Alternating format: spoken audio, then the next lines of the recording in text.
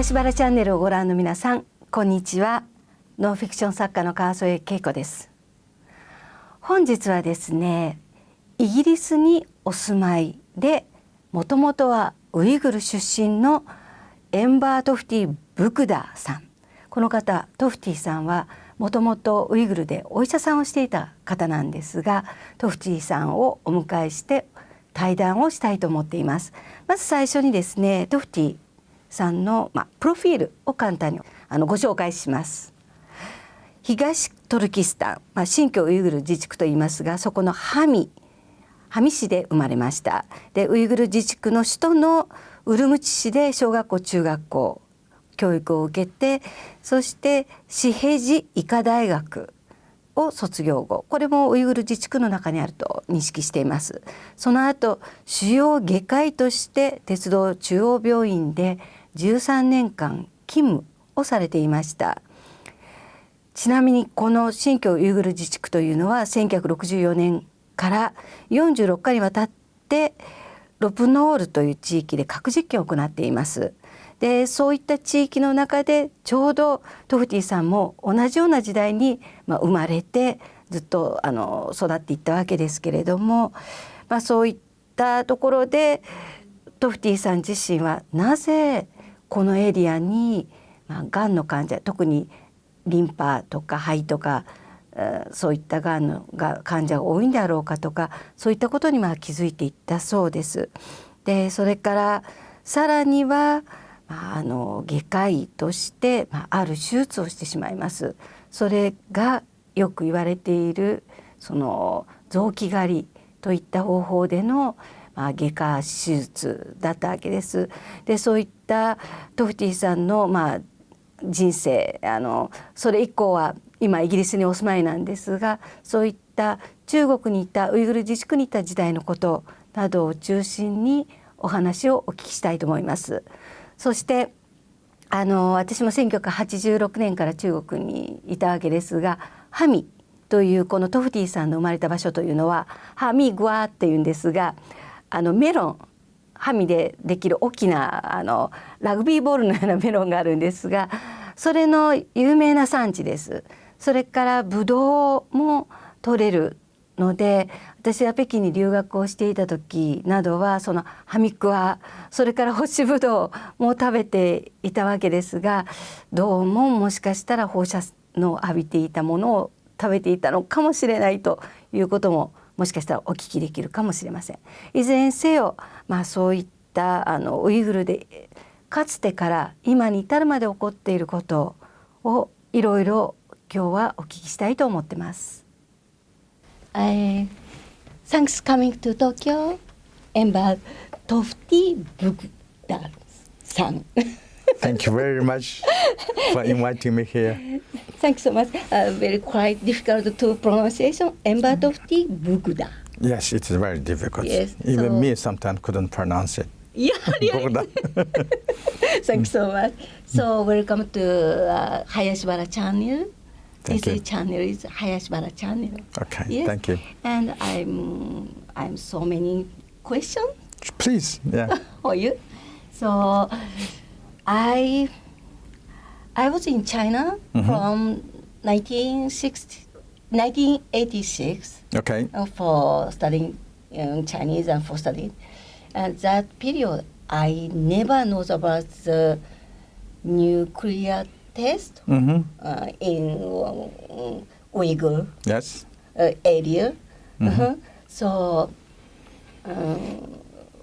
first time I saw this accident is this is I watched BBC's documentary. The name is Death on the Silk Road. Maybe around 10 years ago. Wow. Yes, I was so shocked because when I was baking, that period I didn't know. I never heard about this.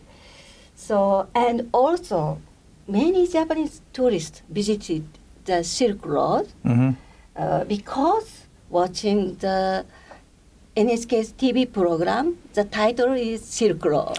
Yes, I have that series. It's so nicely made. Yes. Yeah. So I had never been taught about Chinese nuclear test until watching BBC's document.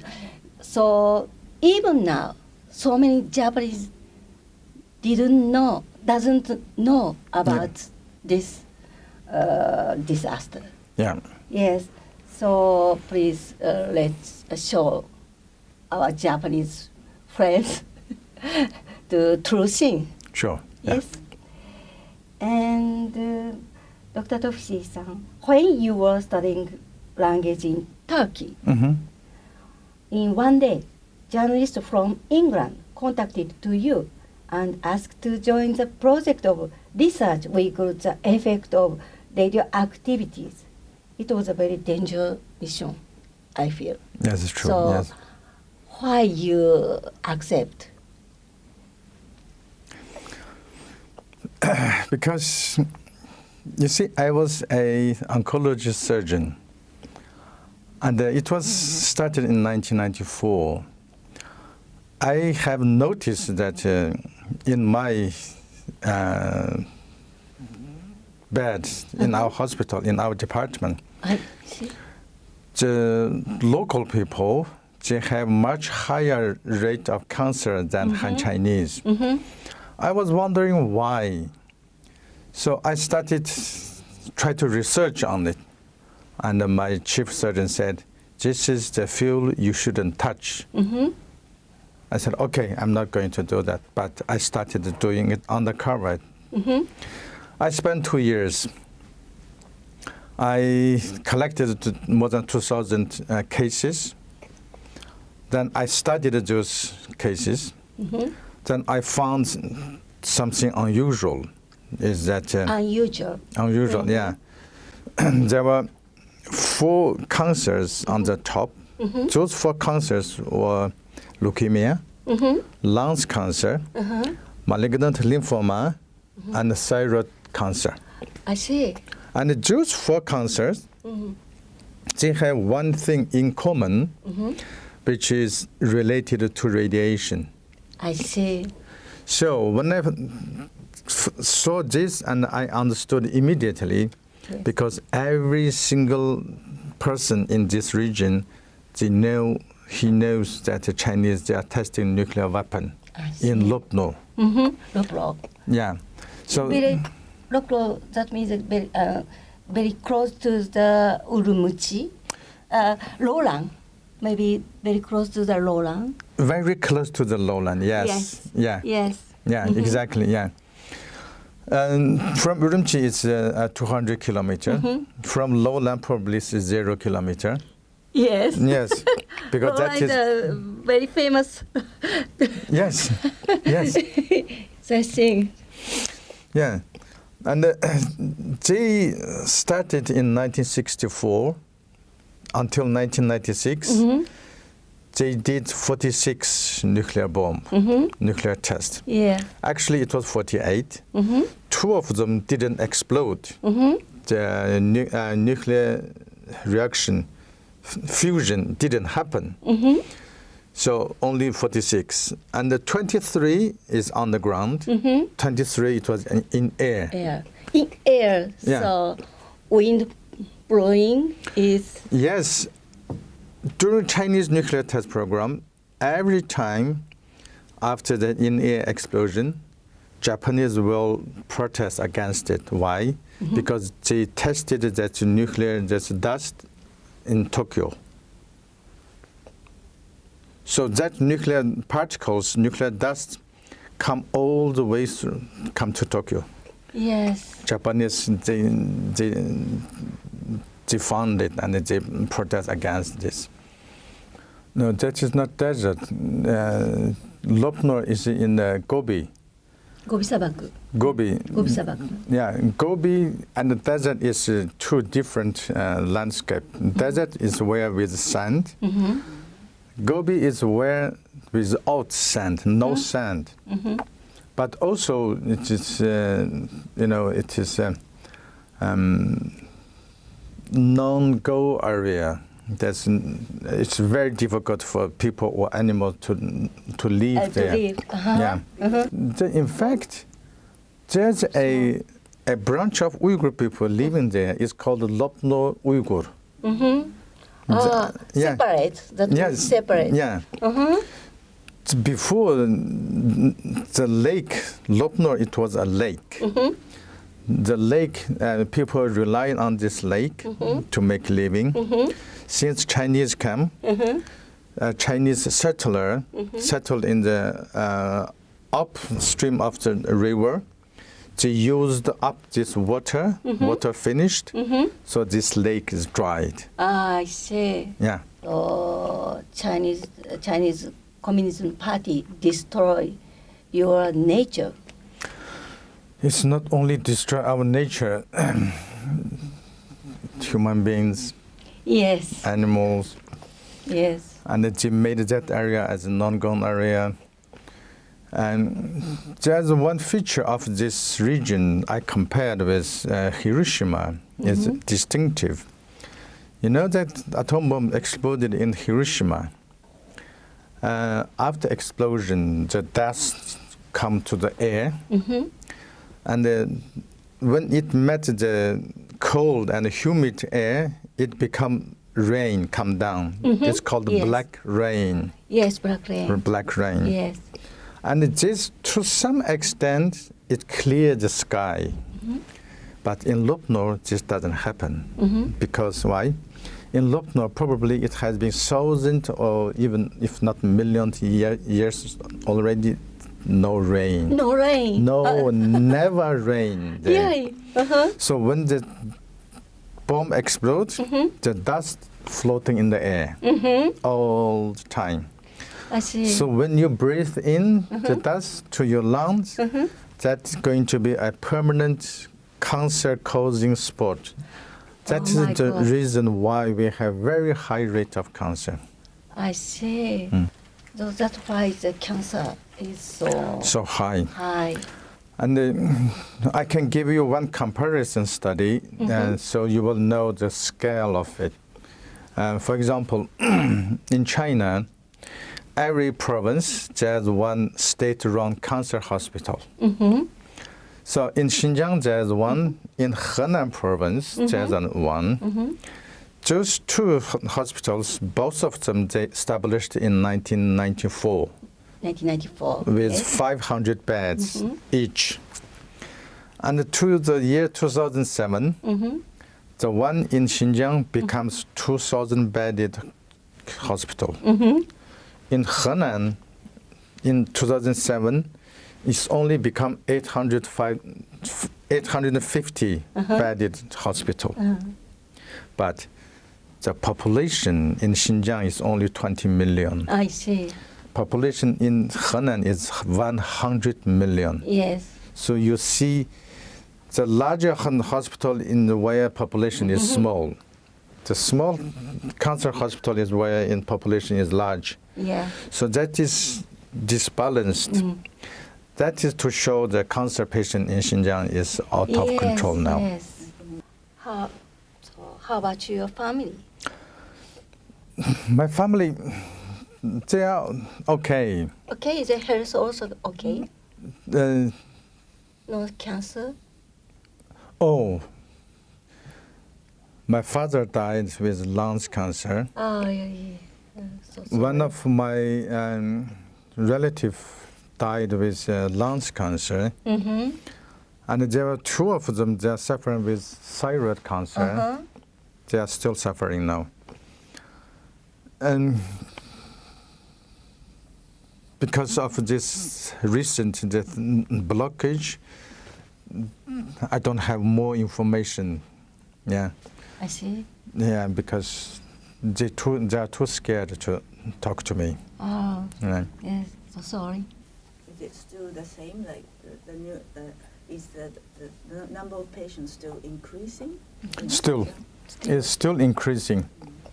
Yes, because the radiation in air and underground, they went to the underground water system. So this water system because people, they drink that water. We don't have rain. So we drink underground water or water from the mountain. Mountain, the trees are radioactivated. Yes. The snow was radioactivated. So the land is radioactive, contaminated. So whatever we eat, we drink, our body full of these radioactives. Oh my God. Yeah. Yeah. And how about the nuclear explosion? Has it been happening still? No, since 1996, I think it's the 23rd of July, they had the last one. 23rd of July. I think it's 23rd or 25th, I can't remember exact. They stopped it.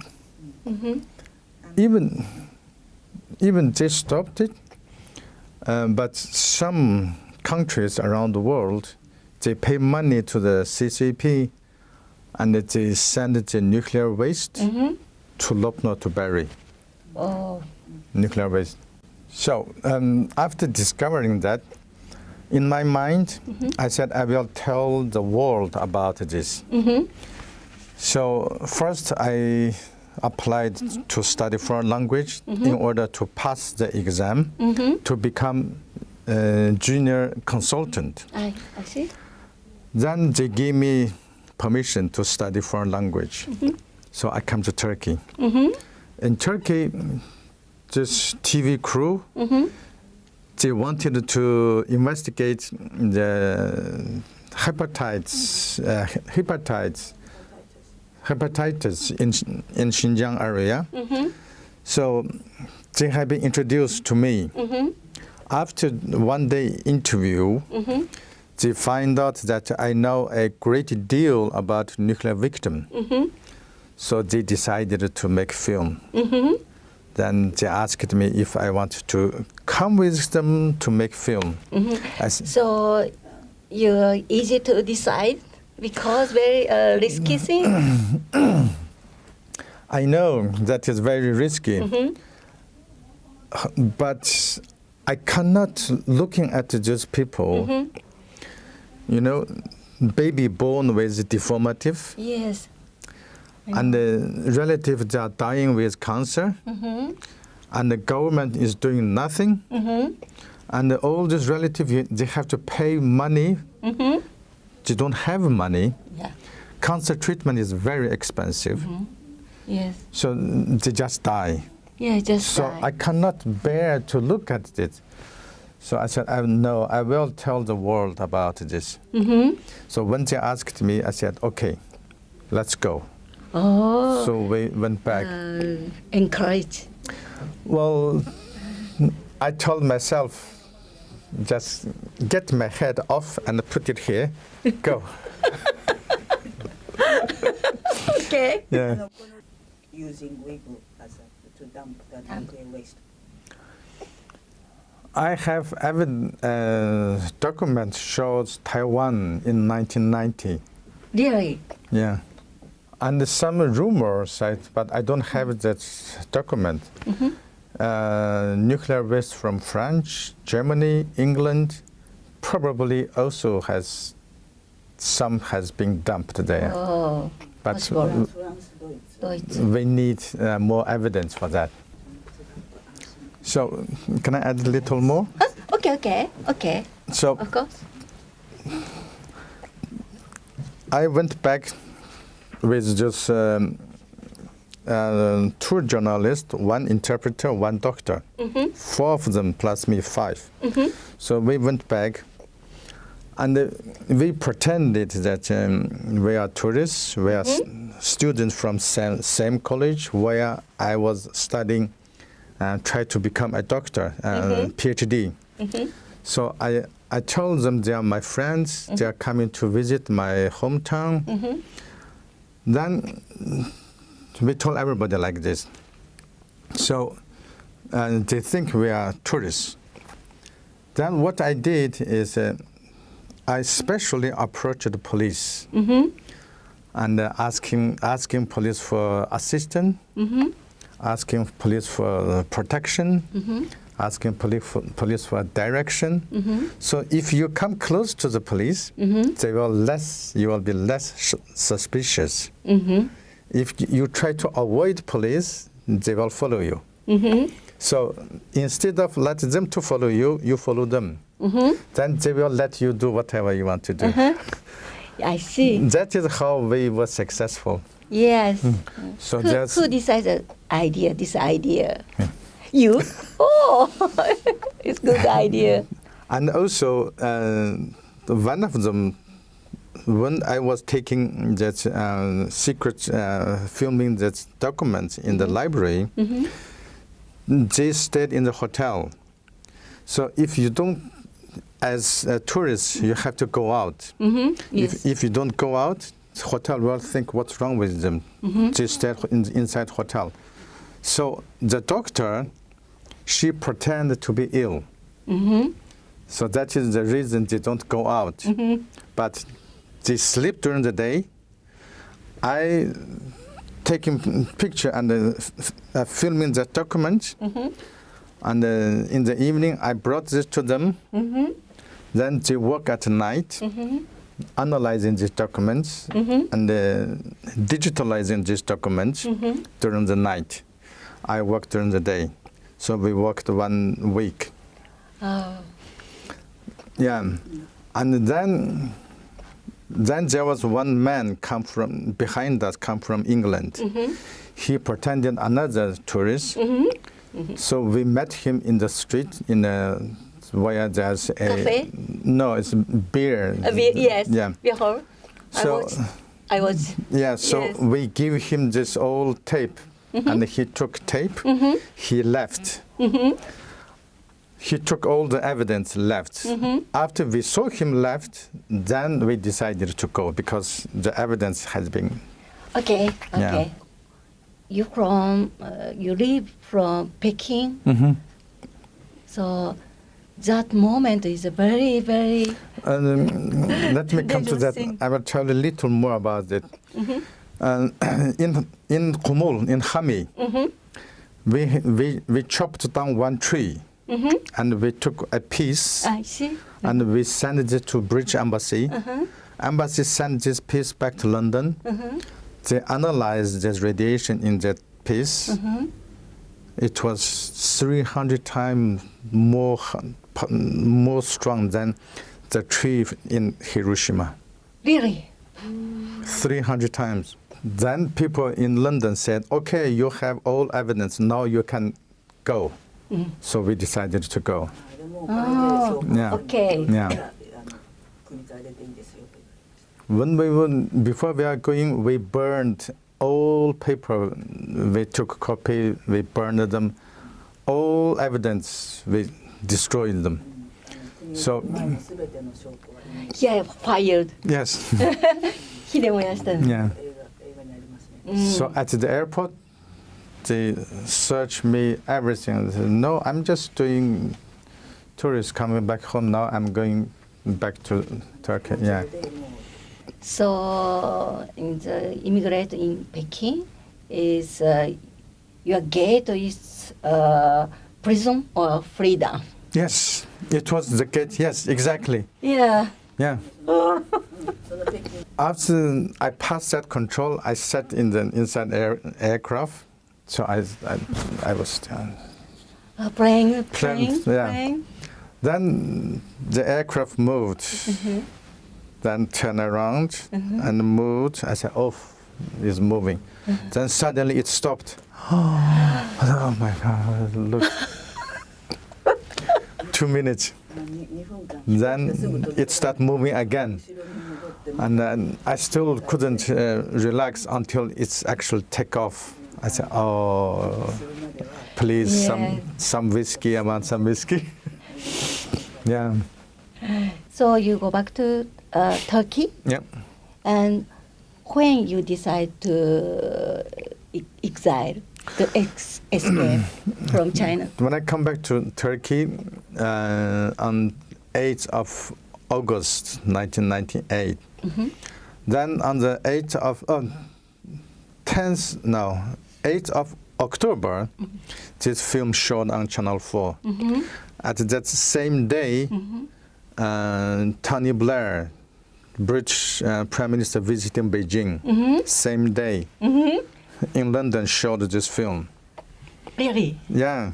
Then I was in Istanbul. I was a surgeon working in the Istanbul University, Istanbul Medical Faculty as a surgeon. Then one day, there's a journalist from Taiwanese journalist in Ankara. He sent me a text, a fax. Fax. And he said, Chinese Prime Minister Li Peng is coming to Turkey. They're going to sign extradition treaty. So I said, okay, I have to go. So I went to British Embassy. I said, I'm a doctor. I'm going to have a 2 weeks holiday in London. So they gave me visa. So I went to London and I claimed asylum. Yes, so, okay.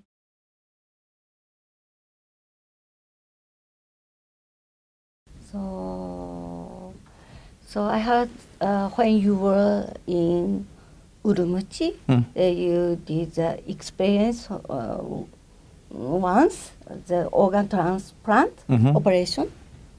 How did you feel? It is a mixed feeling. Now I feel terrible, but then I didn't feel anything wrong because, you know, I was brought up in a communist system, and I believe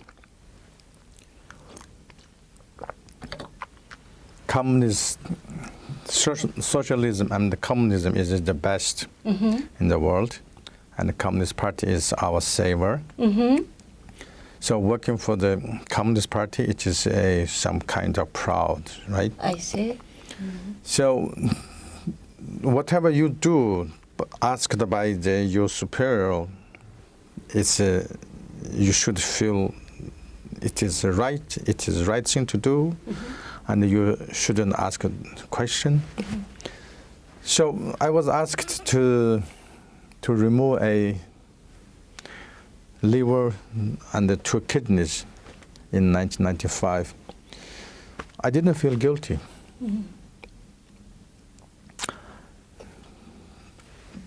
Do you want me to tell you what happened that time? Yeah. Okay. That was 1995, summer. I don't know exact time.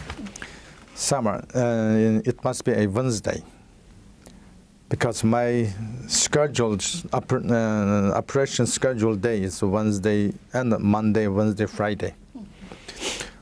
Tuesday, Thursday, I don't do operation.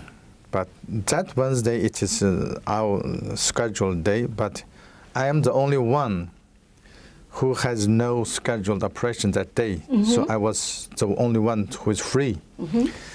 So my 2 chief surgeons, one day before, and they know that.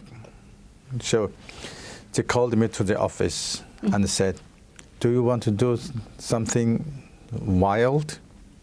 I said, yes, because I'm a young surgeon. And he said, you go to theater and ask for largest operation equipment, tools actually, and ask for 2 nurses, and take your own 2 assistants, and 2, what is called anesthesian. Yeah. Anesthesian. Yeah. 麻醉师. Then come to meet me tomorrow 9:30 at the hospital gate. So I did. So at 9:30 they come by a small car, and they said, follow us. So we followed them. From that direction is towards the western district. And at the halfway, they turn left again towards the mountains. So I didn't know where we are going, but our driver said, we are going to the Western Mountain execution ground. And we started panicking. We said, what are we doing in that execution ground? Are we going to be shot, to be killed? We didn't know. So we arrived there, and our two chief surgeons was waiting behind the hill, and they said, you stop here, you wait here, you come around when you hear gunshots. So we were even more scared. We don't know how long it passed. Yes. So we heard gunshots. The gunshot is not like machine gun shooting. It's like many rifles shoot at the same time. Oh, yeah. Yeah. So we rushed in. Then we can see on the left side, just on the slope of the mountain, I don't know how many, 10, 15 prisoners lying down at the ground with prisoners' uniform. Head is like mine, shaved, and the bullet to here, and this part is blowing away. Oh my God. And every 2 or 3 meters apart to one. Oh. Then the police officer said, go to the far right. That one is yours. I said, why is mine? I was scared. So we went there, and my two chief surgeons said, now take this body, put into your one, and remove liver and the kidney as quick as possible. Oh. And did you do that? Yes, I did. Yeah. So we put this body in the van. We can see he was with civilian clothes. He has hair. He had hair. And the bullet went through from here, not to his head. So nurse cleared this part, so I used my knife to cut. And he tried to struggle, you know. Oh, yeah, he's still alive? She was still alive. Oh my God. And when I cut, just bleeding. It means the heart is still pumping blood. Yes. He was still alive. But at that moment, I become a robot, programmed the robot to perform what was programmed in my head. So just did. No feeling, that means no feeling. No feeling, yeah. So I gave these organs to the chief surgeon, and then they said, now you take your team back to the hospital, and remember, today nothing happened. I know what that meaning. Everybody knows. So nobody since that day ever talked about it. How old were you What? when you had to remove the organs? 30, 1995 should be 32. 32. Yeah. 32歳. Maybe same age, 1963. I was born in 1963. You? Yes. My God! Right. Maybe Wow, that's same age. nice. Same? Yes. Oh. I am 63. I am rabbit. Rabbit, yes. Same. 2人ともうさぎ年。同じうさぎ年で同じ63。いつその自分がやってらっしゃることに愕然と気がついたの？いや When did you でも realize 1回しかしてない。 that you had done? But When you became just only one experience, maybe, no? It is not an experience. I just been through only one. But what I know is there's something more. In 1990, I was sitting at the outpatient department. There was a Uyghur man took his young boy, it's a teenager boy. This teenager boy has gone missing for 3 months and come back. And this man come to me and asking me to examine this boy if there's an organ missing. So I said, why you say that? He said, in our village, there's a rumor people are stealing organs. Oh, I see. So I said, oh, okay. So I examined him. There's nothing. But in 6 months, during that period, I examined more than 100. 3 of them had a scar on their body. Oh. Then I sent them for ultrasound examination, and it confirmed one kidney was missing. So that is in 1990. I saw it.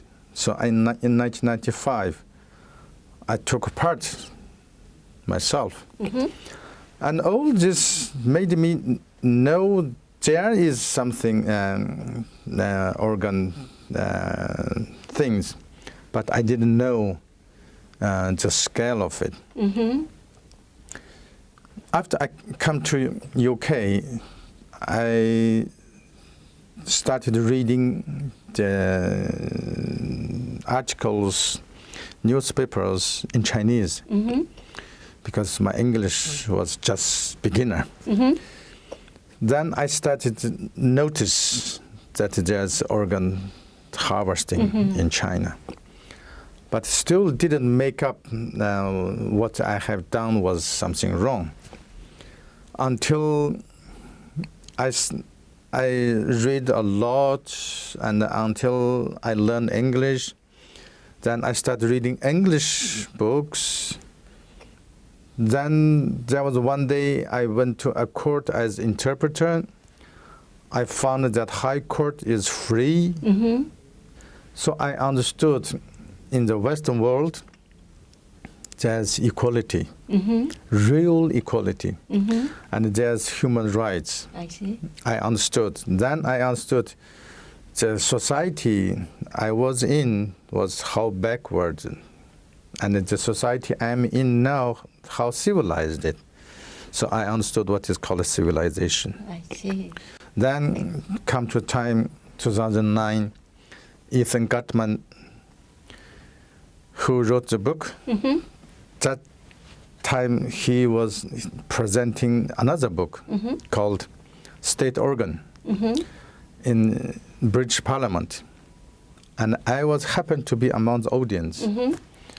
After his presentation, he said, it is very extremely difficult to find first-hand evidence. I see. And I think it was my God or somehow made me raise my hand. And then I told them this story. I said, I'm not going to ask you a question. I'm going to tell you a story. Then I confessed. I told them this whole story. And since that day, I become one of the leading campaigners against organ harvesting. I see. Together with Ethan Gutman. So, Dr. Tohti, is a message for Uyghur doctor living in Uyghur. Yes. Please, if you saw this video, just to remember whatever you may involved, it is crime against humanity.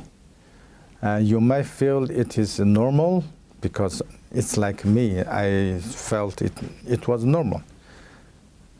But the Communist Party one day will collapse. And if you following them and committed this crime, just come out and stop it and come out and try to reveal the darkest secret of Chinese. Don't be too late, because after that you will be found guilty. So now it's time, stand up and tell the story and stop this genocide. Let us save our nation from the Chinese hand. We should work together. I can guarantee you, if you come out now, speak loud now, the world will forgive you. Just don't be too late. Thank you Thank so you. much, Thank Dr. you. Tohti. Thank you very so much. much. Thank you. If they follow the communist regime, and they could enjoy their standard lives in Yes. Uyghur. Yes. Yes. I was having such luxury life then, and then because they discriminate against me, didn't give me a flat accommodation, and I upset with that, and all things start changing. Yeah. So yes. So if they didn't do that, if they keep supplying my benefits, those privileged, this thing, probably I am still there, still enjoying. Yes. Yeah. Hi. Thank you very much indeed. Thank you.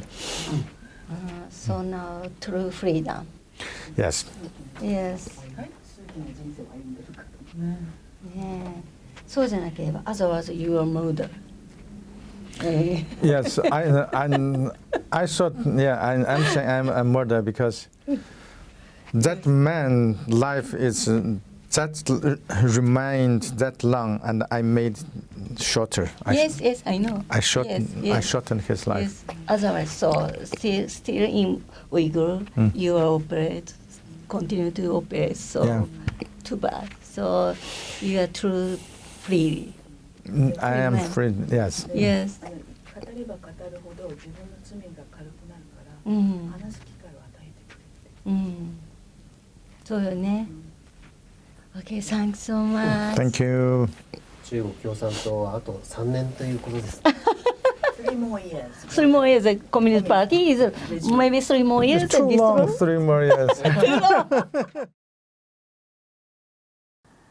皆さんトフティさんのお話を聞いてどのように感じたでしょうか。まずトフティさん、ドクタートフティさんはなんか日本人のようで非常に好感が持てるというか親しみを持てる姿の方かなというふうに私自身は思いました。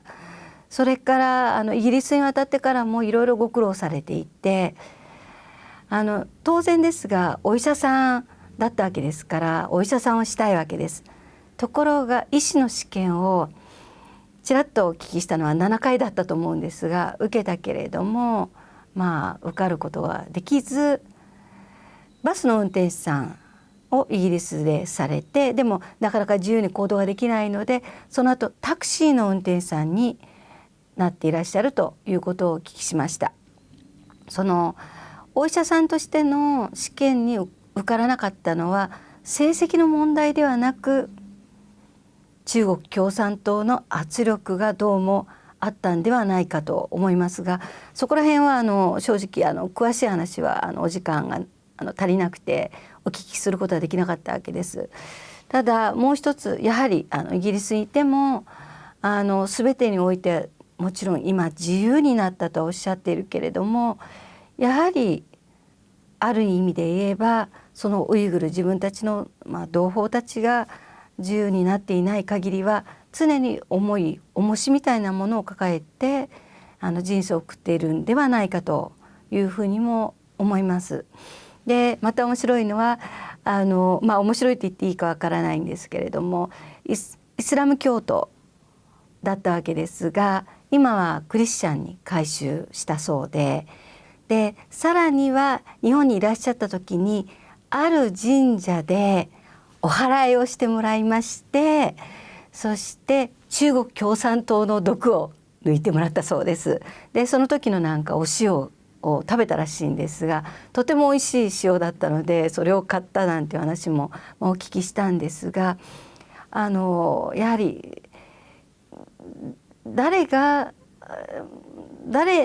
に問題があるかというよいうことを考えるときに、一つはその時代、その場所、その職業で生まれてしまった悲劇っていうのもあるのかなというのも思いますし、ただそれを諦めているんではなくて、そのトフティさんのように最後にトフティさんがおっしゃった通り、今でも遅くないと立ち上がってその自分の人生を変えていく、同じ流れを切るんだと、悪い流れを切るんだというふうに立ち上がるということも、やはり生きている限りであればできる可能性があるということなど、いろいろトフティさんからは学ばせていただいたように思います。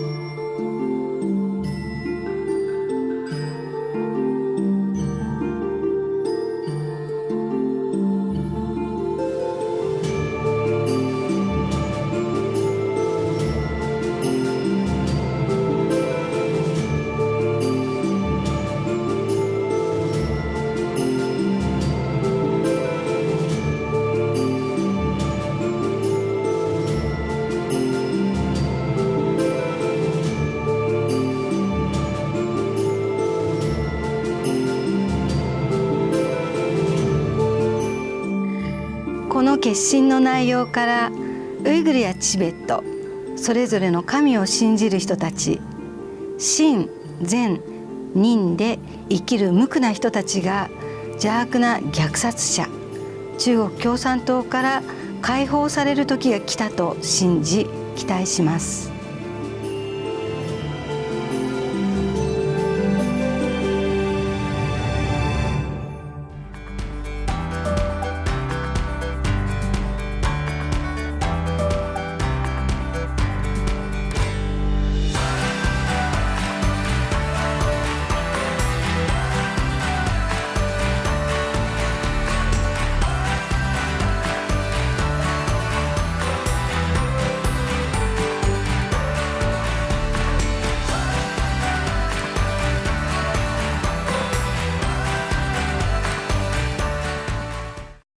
美容や健康に欠かせないビタミン C、 サプリやドリンクで補うという方も多いですが、そのビタミン C、 体の中でちゃんと働いていますか？実はビタミン C はとても壊れやすい成分、空気や熱、胃酸などにも弱く、すぐにそのパワーを失ってしまうのです。それを解決したのが林原 LSI のビタミン C アルファ。安定型ビタミン C 誘導体を配合した今注目のサプリです。安定型ビタミン C 誘導体は、ビタミン C をブドウ糖と結合させ壊れにくくした画期的な成分、それを特殊カプセルにギュッと凝縮したビタミン C アルファは、失われがちなビタミン C パワーを腸までしっかり届けます。他にも抗酸化や美容に嬉しい成分をたっぷり配合。日差しが気になるこの季節、あなたの美と健康を強力にサポートしてくれますよ。さらに今回はお得なセットを2つご用意しました。腸活美容セットでは、ビタミン C アルファとフローランアルファをお届け。フローランアルファは多機能なオリゴ糖として注目が集まる乳糖果糖オリゴ糖など、健やかな腸内環境に欠かせない成分を凝縮しました。燃焼系美容3種セットでは、さらにバーニーアルファもお届け。黒生姜、純菜、フコキサンチンなどダイエッターに嬉しい成分をたっぷり盛り込みました。選ぶなら腸までしっかり届く良質な栄養を。1日1粒の新習慣で若々しい毎日を手に入れましょう。